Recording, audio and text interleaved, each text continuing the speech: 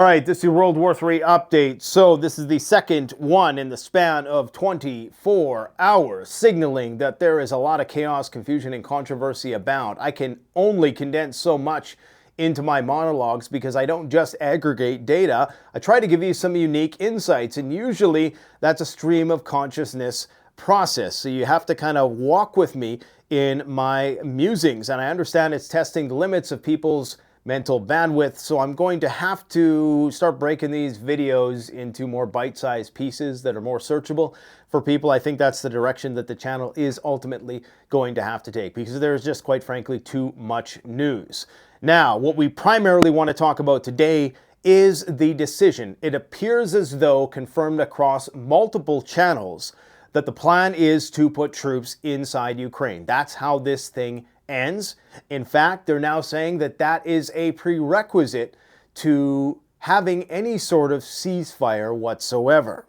So we're going to talk about that in just a moment. Now, what you're seeing behind me here is a massive conflagration that is burning 120 miles outside of Moscow at a plastic factory, okay? We hitting plastic factories now.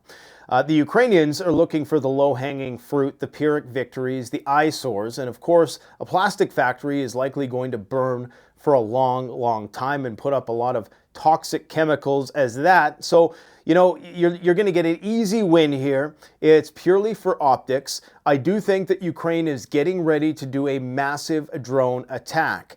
There are rumors that Ukraine needs to do some sort of big arrow attack to lock in funding at this point in time. If they want to have a good position at the negotiating table, they have to do something. They have to do something fast. Now, typically, when we see this lull in drone strikes from Ukraine, that means that they are building up their stocks. They're fortifying their inventory, and eventually they're going to unleash what appears to be larger and larger volleys of these drones on Russia. So who only knows what they're going to target next, and if it's going to be accompanied by some sort of ground-based offensive. But I'm guessing you're going to see that in the very near future. And I'm still putting my bet on some Franz Ferdinand incident as happening somewhere throughout Europe, because that would get them the best return on their investment. If you want to stoke the fires of Russophobia one more time, there's no better way to do it than to take out a high-ranking public official so everybody can see and everybody can be put on edge, and give more grounds for having to boost the spend on military and possibly do more recruiting drives, because right now what they need are soldiers. Now, how are they going to resolve the lack of soldiers? Well, that is part of what we're going to talk about today, because you see, the plan is that Keir Starmer is about to make his way to the White House, and here we have, what's his face, Ben Hodges, the resident deep state NAFO flunky, who's going to explain to us exactly what's about to happen, okay? This is the plan. This is the plan. This has been the plan for the longest time. They've just been trying to look for an opportune time to employ it, and now that is going to happen pretty soon. I can't say if it's going to be a week, a month, 2 months, 3 months. I can't see it being more than 6 months before you have NATO country troops, of course not flying under the banner of NATO, but some other independent institution that a coalition that they decide to brand it as, but it's quickly going to morph beyond a peacekeeping corps into a reaction-based force, as Ben Hodges has said. I'm surprised he didn't slip up and say reactionary force, because that would be kind of funny historically. You know, you got to be facetious at times like these, right? But anyways, Ben Hodges is explaining here how what they're going to do, because the front line is so big, and this is how World War III starts, right? Because, and like officially, fully starts. And this is why Putin, in the videos that we were talking about yesterday, where I was giving you my assessment of the nonverbal communication, this is why he was so tense in that video, because he knows that everything that the Americans are saying right now is complete and utter bullshit. It's all bullshit, okay? All the stuff about, you know, we're not going to back Ukraine anymore and blah, blah, blah, blah, blah. It's all complete and utter nonsense. You know, we're going to remove sanctions. We're going to start doing joint projects in the Arctic, and we're all going to sing Kumbaya and burn all our nuclear weapons in effigy. It's not going to happen. So what's going to happen is they're going to initially plan to try to police this entire line, which I'm not sure of the exact mileage here, but it's a long ways. It's a couple hundred miles at least, probably several hundred miles, okay, from here to here. And it is not all like, you know, the topography is a little wonky throughout there. So you're going to need hundreds of thousands of troops, peacekeeping troops, to try to keep the peace along that front. So what they're proposing then, and what Ben is proposing here, and I'll let him explain it, is he's saying that, well, we need to play zone defense. And by zone defense, he means these reaction-based forces. Now, the question is, I'll let him explain it first, and then I'll give you my skepticism of the whole thing. The distance, I mean, hundreds of troops between the Russians and Ukrainians. You can see the distance. I mean, hundreds of kilometers, so they have to be wide enough. That would be a gigantic force. What's more likely is something that would be back here as a reaction force. So that's smaller, but the task would You mean not a peacekeeping force? Still be, if Russia, whenever Russia would violate a ceasefire, either with drones or attacks, then these forces would come back to make them suffer consequences for violation. Oh, to start a nuclear war. I got you. Right. Okay, so here's why this idea makes no sense. It's not like Ukraine really does have a manpower problem.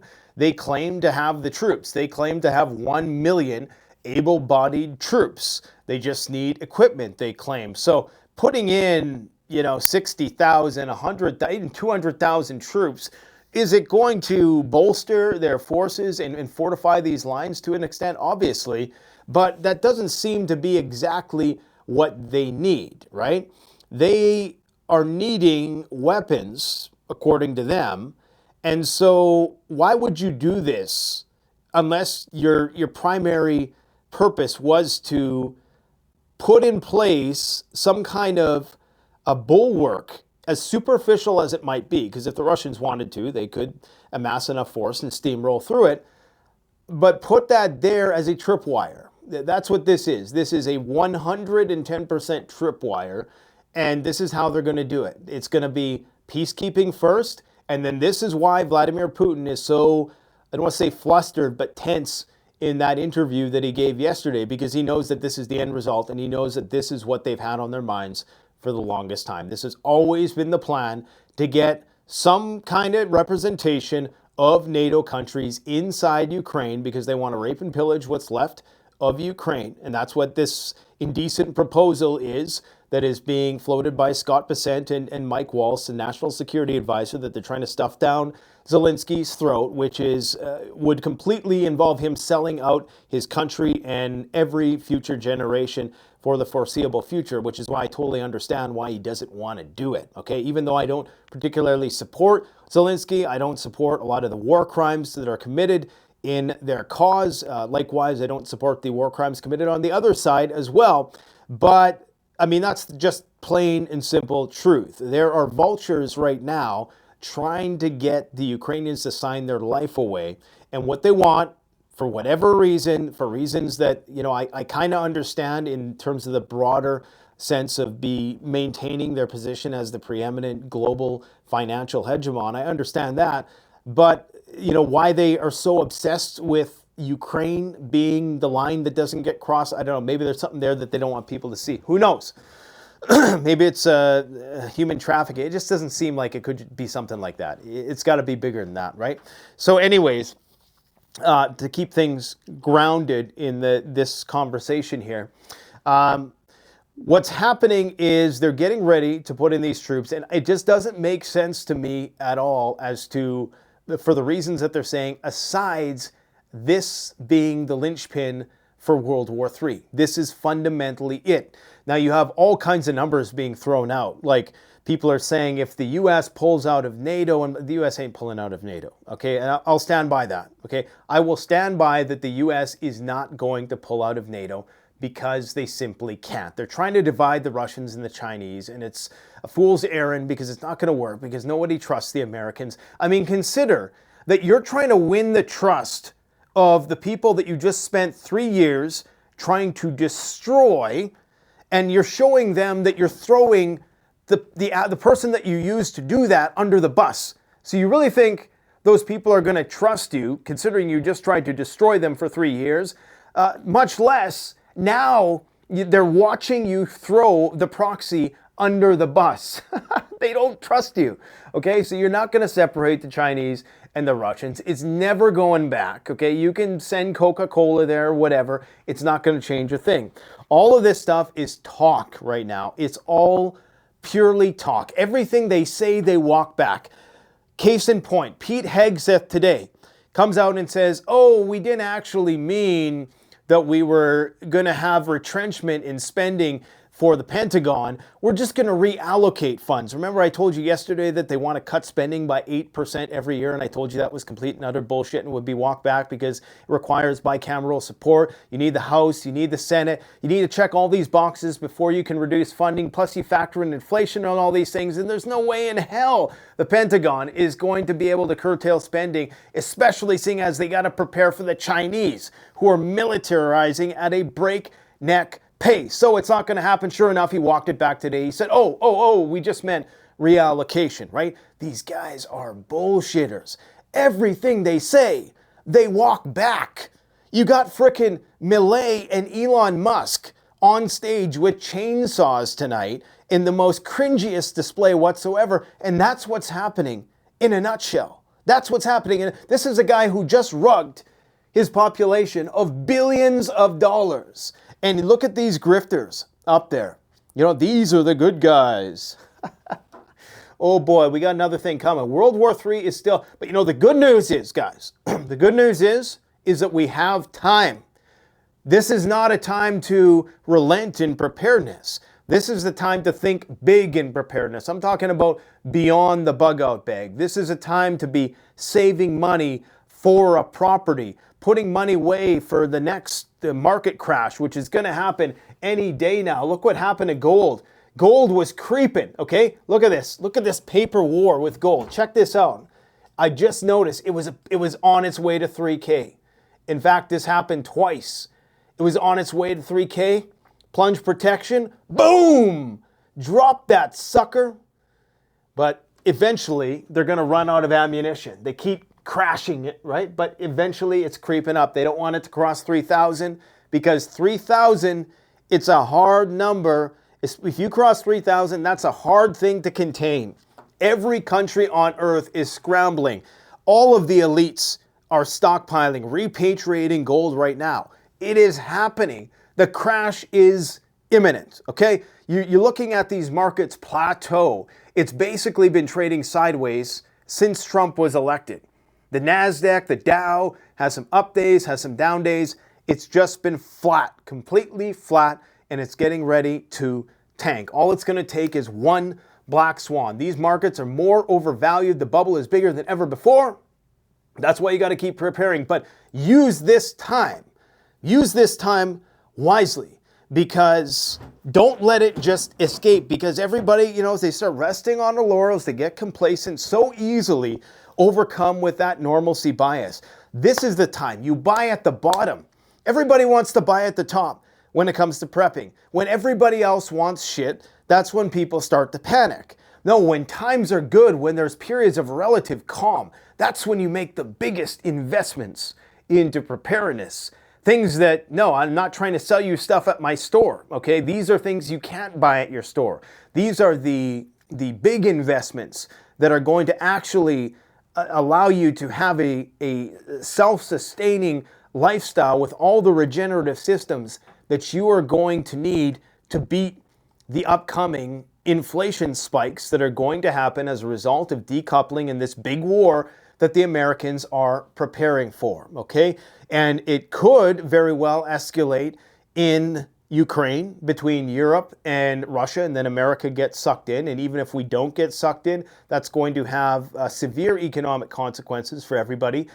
But it is almost certain to happen with China in the Pacific. That's where the showdown, the big showdown. I mean, China compared to Russia is not even in the same league in terms of industrial production. Yes, the Russians got all the experience in the world now, and I'm sure the Chinese are trying to get as much information as they can, and for all we know, they are cooperating on levels that are not being observed by Western intelligence. But right now, China has the numbers, and China can build shit really, really fast when they want to, and they're building things fast. They're building warships, something like 100 times faster than the United States, okay?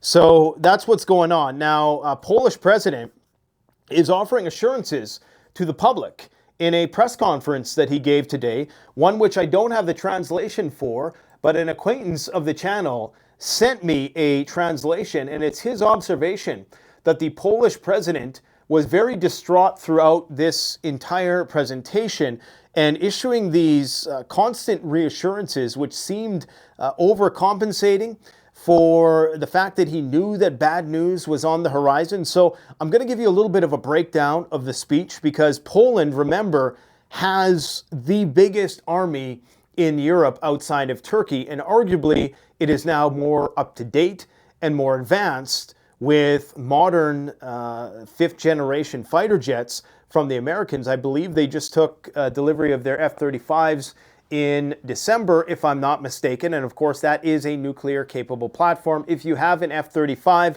and you're in NATO, then you are effectively a nuclear power, because of course you have the ability to, in a pinch, deploy the US B-61 gravity bomb, I believe it is, of which there are hundreds in Europe, or at least 100.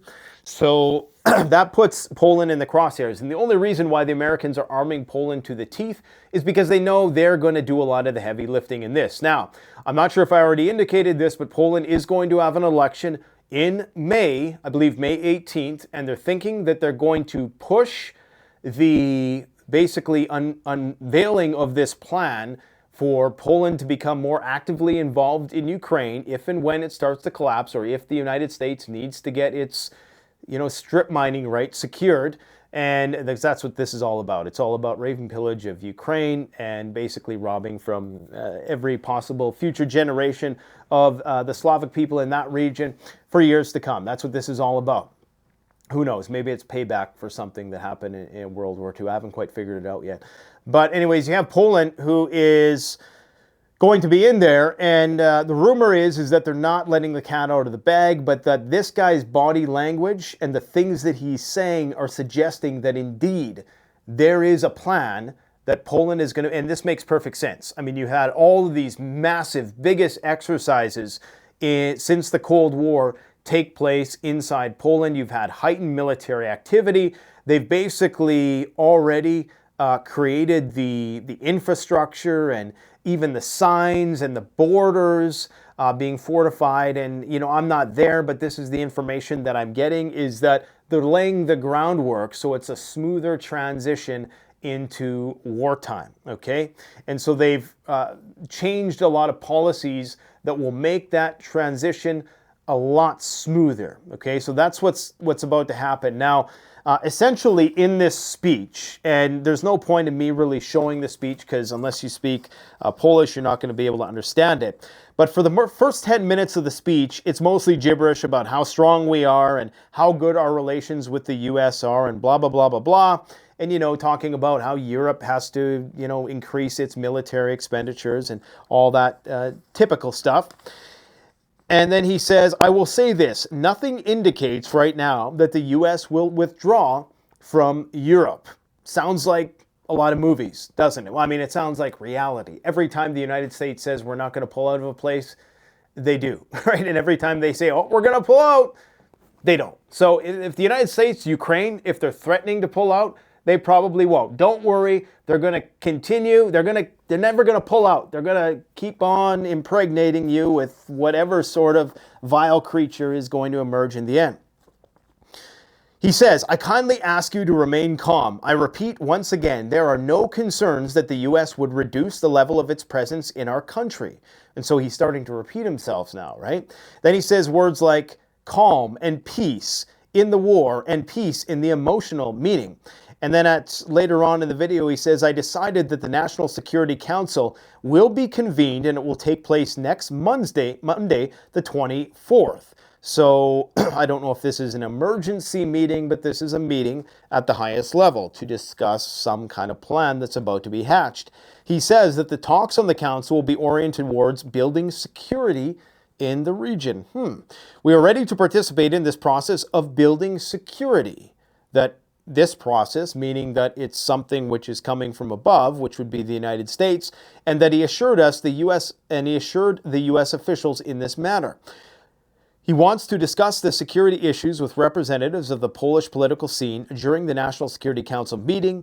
And during that National Security Council meeting, he wants to discuss the next steps that are going to be undertaken with the United States. And then he goes on to say, once again, I appeal to you. Please remain calm. Please do not worry. Please remain calm. You know when they say, don't worry, that's when you run, that whole mantra? Please approach all of these signals with distance. Very often in the media, there is a lot of false information, unverified rumors. Remember, these guys are really close to Ukraine.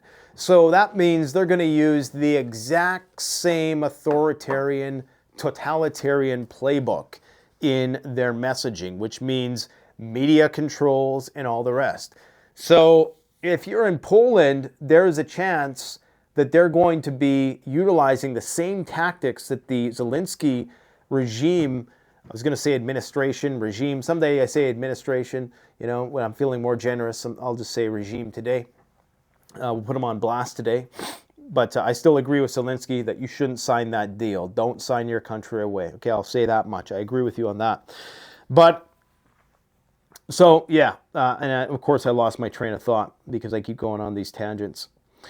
So they're trying to basically encourage complacency. And in doing so, it comes off as though he's hiding something, obviously. Because, these warnings to remain calm and don't trust people when they are going to come out and say that this is to the contrary, that's a telltale sign that they're getting ready to do something and they're trying to get ahead of it and control the narrative, obviously, right? Now, also, a Polish member of the European Parliament, Iwa, a name that I certainly can't pronounce, but I think it looks like he gave me a phonetic pronunciation here. I'll give it a shot, okay? For all my Polish viewers, Seonchowska. Seonchowska. Holy, that's a lot of consonants next to each other, man. T-C-H-K, ch. Seonchowska. Seonchowska. You got to say Seonchowska like that, right? Got to throw your hand up in the air.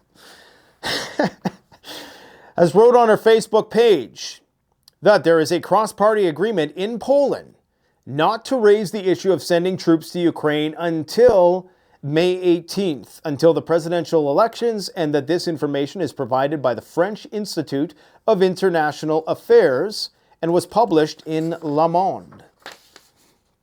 All right, well, that's what's going down. Is this going to be a 15-minute video, or are we going to keep talking? Oh, I forgot about this. I told you so. I told you. Tell me I didn't tell you so. Oh, yeah, we should probably just mention, because this has been missed in the news, Shadow Fleet hunt. 3 tankers. Who's hunting the Shadow Fleet? Blown up in the Mediterranean Sea by what? By drones? By acts of sabotage? By cyber attack? The Reuters news agency noted that over the past month, 3 tankers, Russian of course, have been damaged by explosions in the Mediterranean, which presumably belong to the Russian Shadow tanker fleet. Over the past month, 3 oil tankers have been damaged in separate incidents in the Mediterranean Sea, the causes of which are unknown, shipping and security sources said. So in addition to having this hybrid war that really doesn't get a lot of media attention, you now have this hunt for this Shadow fleet. And because these are supposed to be kind of, I guess, off the radar, they're still on the nautical tracker, whatever it is, the flight radar equivalent of boats in the ocean. But I think they are, they're not marked as Russian tankers or something. I'm not sure exactly how that works. So this is what's going down. And then this is why this war is still escalating. So as much as I think Trump is a great showman, and I love what he said about Pfizer there, as one pureblood to another, I guess he's not a pureblood, but I am. And those of you who know. But don't believe what he's saying about Ukraine, okay? Boris Johnson, I hate to say it, is right. He's actually right about that.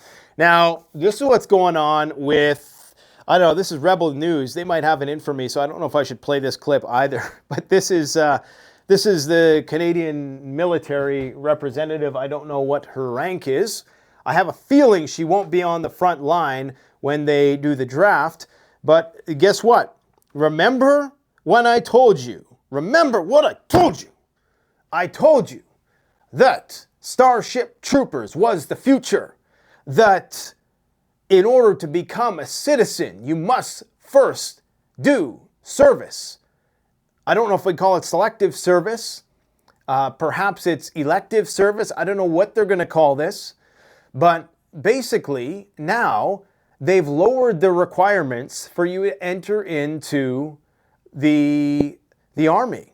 Now, they're saying that the recruitment numbers are up, which is not saying much. They're up over 1,000 more than last year. And all that really is saying to me is that maybe the economy is bad and maybe people have no alternative. They're trying to relate it to Trump being in power. And I mean, look, if you have that on your mind going into the military, that you're going to fight a war with our American brothers and sisters someday, just forget about it, man. That is not a good motive, and plus it's never going to happen anyways. It's just not going to happen. That's all just talk. It's all bluster. It's all bullshit. Okay, so, but what they're saying now is exactly what I said, is that they have a recruitment problem. And you have this massive pool of people who are trying to get their permanent residency or trying to become citizens, fully fledged citizens, and you need to, maybe that will be incentive for people to come here, or this will just be another way that you can kind of take advantage of their situation. And most people, I think, if there's not a war going on, especially if they only have to do a year and they join the reserves or whatever, and, it might come with the caveat that, well, if we do enter a war, then, you have to go and fight and die in the trenches. But we promise we're not going to get into a war, right? But this is how they're going to deal with the recruitment problem in most countries. In fact, Boris Pistorius in Germany, he floated this idea as well. And this was long after I had initially said that this is what they're going to do. They are going to use the immigrant crisis to their advantage in terms of boosting their recruitment numbers. And I think we had, what was it, in 2024, was it 2023, like 1 point something million people come into the country. And when you're a guy who's working at Subway, or you're doing the skip the dishes thing or whatever, and you can make a little bit more money in the military, and maybe they're going to help you out with your education and stuff like that. You see where I'm going with this? So here exactly is what's happening. So they're saying that there was a recruitment surge that saw 1,000 more applications in 2025 than the previous year. The target to enlist was 6,500 members. So you got to understand that NATO's military numbers are paltry. People think, you're looking at World War II numbers when the Germans had like 6 to 7 million active duty military, and you look at the Russians, paltry 1.5 million active duty, most of which are now battle hardened soldiers. And you say to yourself, that's not that much. And then you remember that, oh yeah, Britain literally only has 70,000 soldiers, okay? So this is why it makes no sense that they would need to go in and be peacekeepers when Ukraine has more soldiers than like all of NATO countries outside the United States. Like, it really doesn't make any sense unless you were going to use them as a tripwire, okay?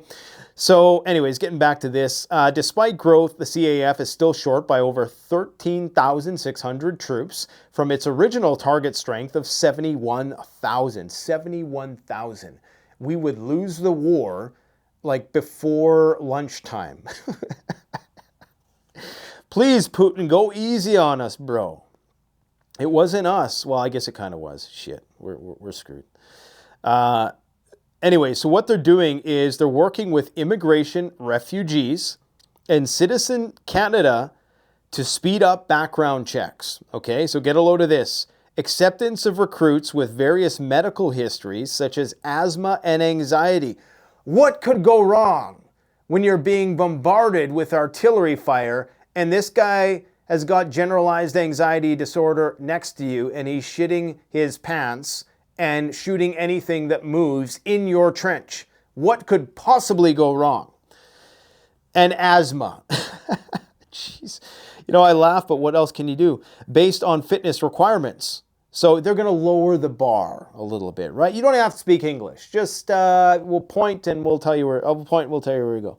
Probationary training. Recruits can start training before full security clearance. So you don't even need security. You can be a terrorist. Why not? And I'm not saying that, you know, people who come into the country are terrorists. I know most of them are just looking for a better life. But there is a chance, right? So no security clearance, you know, you can be missing arms and legs and you don't speak English and, you know, you're just a paranoiac who sits in a corner all day. That's fine. We'll find a use for you somewhere. Replaced with the Canadian Forces aptitude test with the scored employment application. Oh man, this is idiocracy. They're going to replace the Canadian Forces aptitude test with the scored employment application form. Recruitment focus. Oh, okay. Disregard everything I said. The goal is to maintain high standards while increasing numbers, prioritizing recruitment and retention.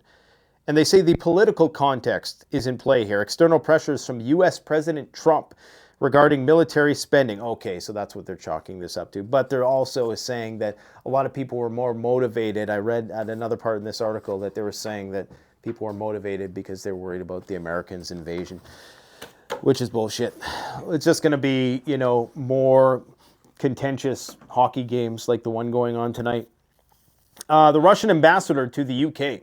Here's what they have to say about troop deployments. Now remember, Keir Starmer heading to Mar-a-Lago, I believe in the next couple days, to go and talk to Trump about this 30,000 plan, which has pretty much now been official. And remember, we told you about this last year. But as I've always said on this channel, I usually talk about these things in an emergent sense because in 5 years, nobody was going to care if it was 1 month from now or 1 year from now. So last year, I talked about how it was going to happen before April, and it never materialized. Things kind of took a turn for the worst in the Middle East, and that's where our focus went. Now, here we go. That exact same plan is being put into place. You're going to see expeditionary, reactionary forces that are going to be there on the front line policing the demilitarized zone or whatever it's going to amount to. So, the British diplomat in the UK has said, after reading this morning's newspapers, I've come to the conclusion that the British establishment is now in a state of shock and nervousness about what has happened.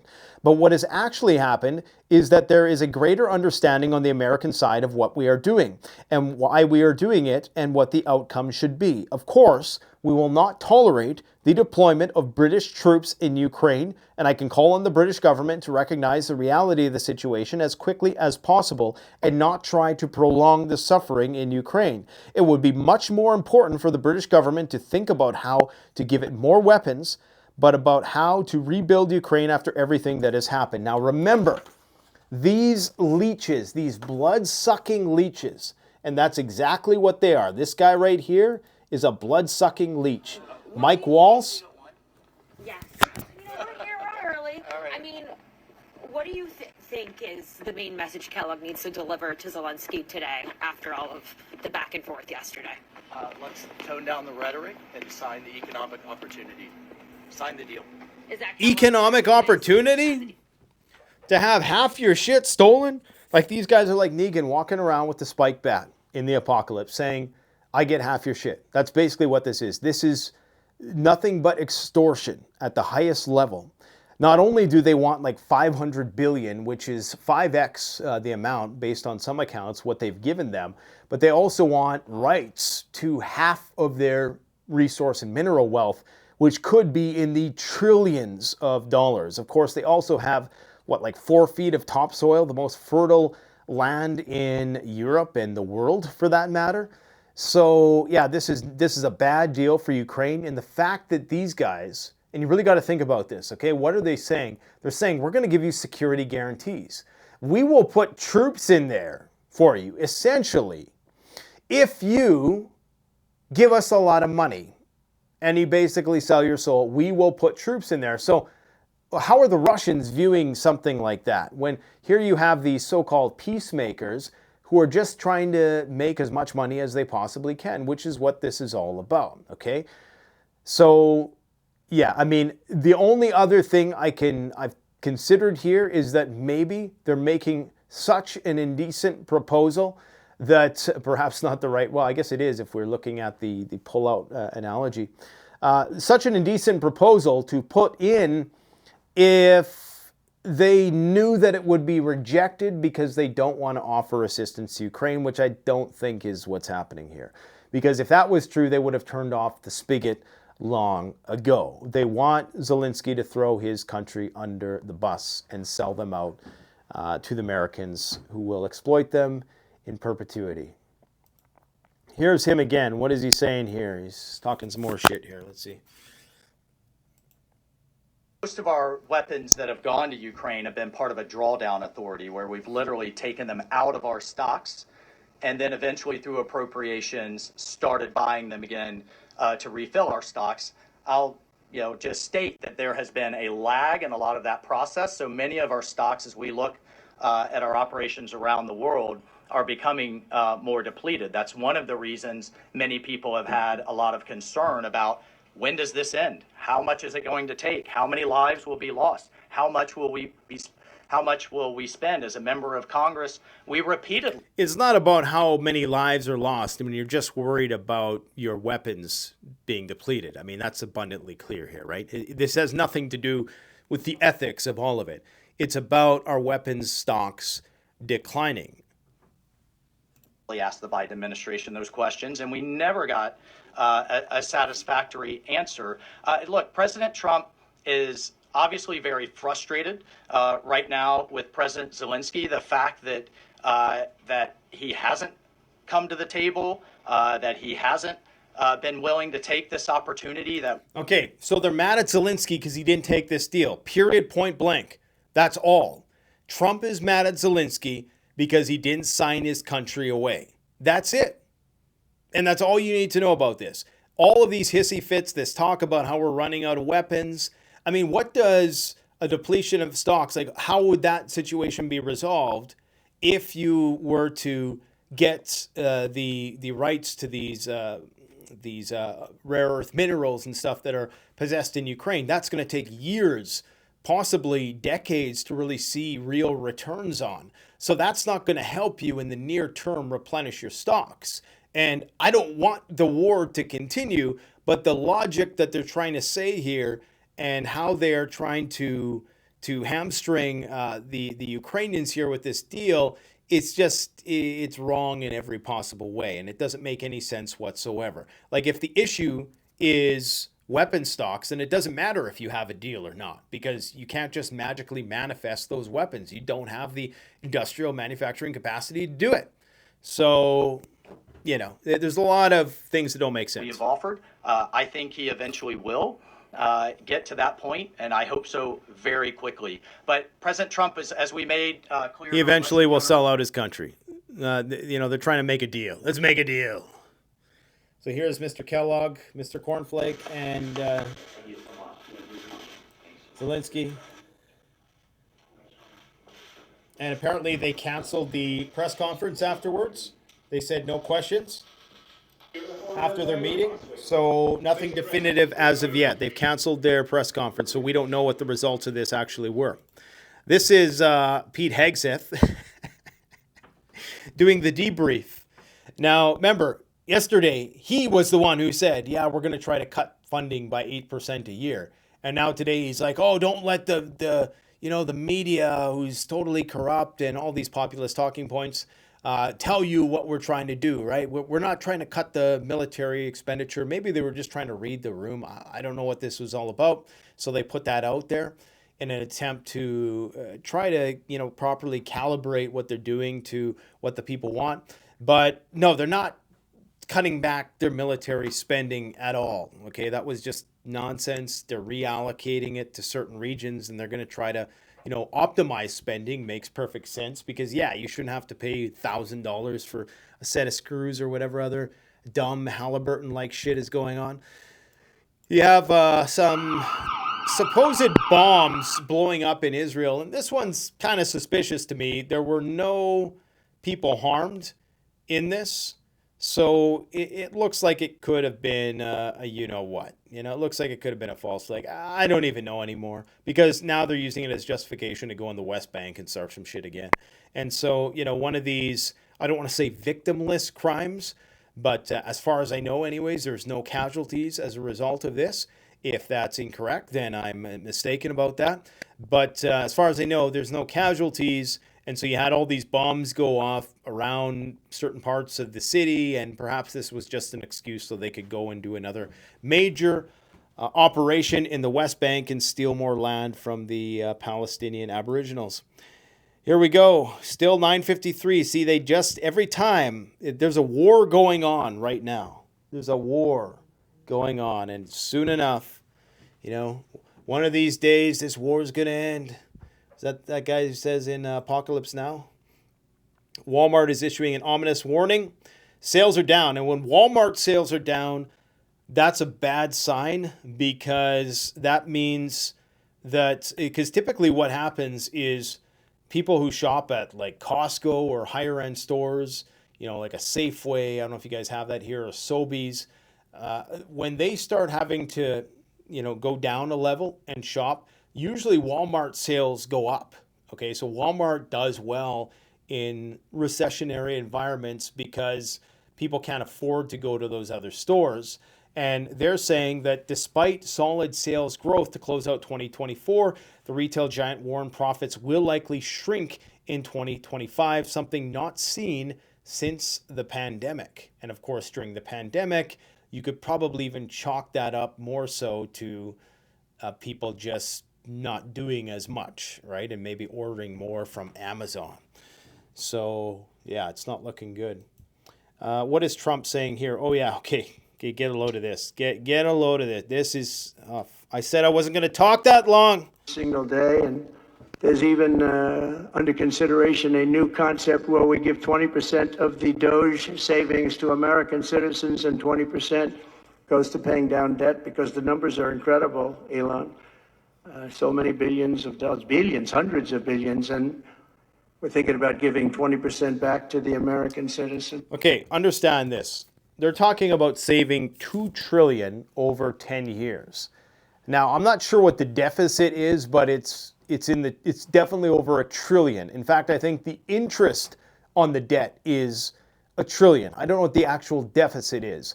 Over 10 years, you're talking over $10 trillion, okay? So $2 trillion doesn't even cover a fraction of the deficit. Now, I might have my math wrong. Are they planning on having a balanced budget this year? If so, I stand mistaken. All right, I correct myself, okay? But I stand corrected. It's been a long 24 hours, my friends. So if that is the case, think about what they're doing. They're rewarding themselves, and they're going to print money. That's what this is. This is a stimulus check. That's all this is. This is money you don't have to buy shit to stimulate the economy. That's all this is. And it's highly inflationary. You might as well just raise the price of everything. Just give that gift to the people. Raise the price of everything. And then maybe send them, some free stuff in the mail, and then call it even. Because that's all this is going to do. Because if you're not even balancing the budget, and you're giving money away because the deficit was less than you expected, but you're still in a deficit, that doesn't really make sense to me. And plus, it's projected over 10 years.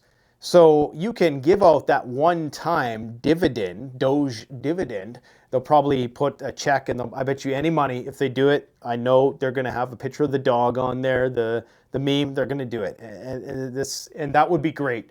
I mean, please do that, because I need more content. Okay, we're making a video about idiocracy. And you know what pissed me off the other day, guys, just to go on a wicked tangent? We did this video where I broke down the movie Idiocracy. I uploaded it like 2 weeks ago, and the video got blocked worldwide because they said it wasn't transformative enough, even though it was, so Disney blocked it. And that same day, somebody else puts out a video on the movie Idiocracy and talking about the exact same thing that we were, and that video went viral, and other, influencers started talking about it. And so it was one of those things, life ain't fair. We're still kind of fighting and appealing it, so it eventually will be released. But that would have been the perfect thing for me to put in that movie, is a Doge dividend with a meme on it and 5,000 funny money, right? That as soon as you go and spend it, by the time you get to the till, the price of what you got is already being changed by the clerk. So that's what's going to happen. And this is one last blast. And because it's 10 years out, you don't know what's going to happen in 10 years.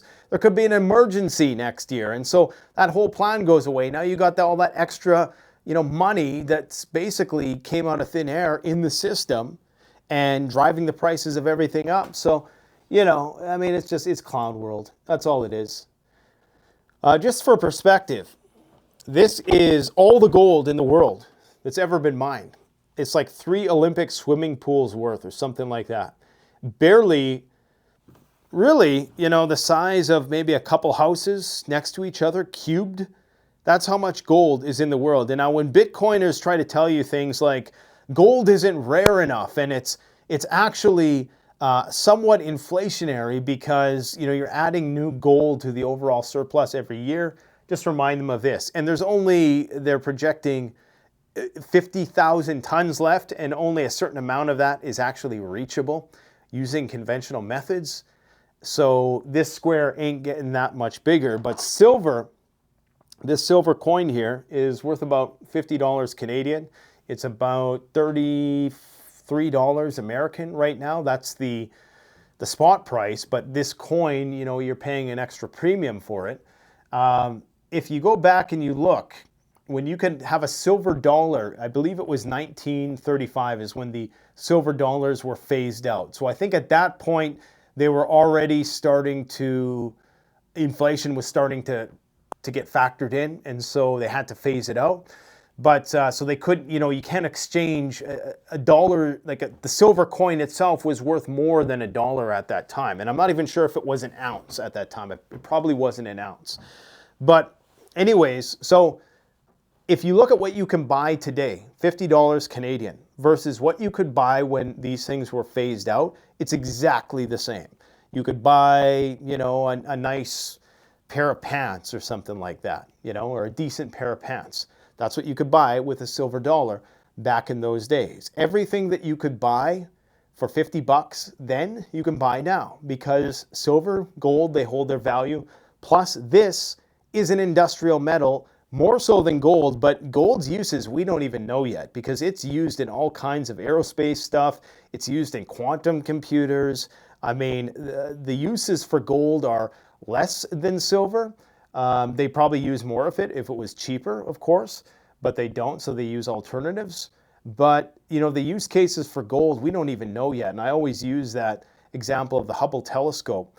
They use gold in that telescope. I think that's what the new one's called that's in space, because of its reflectivity.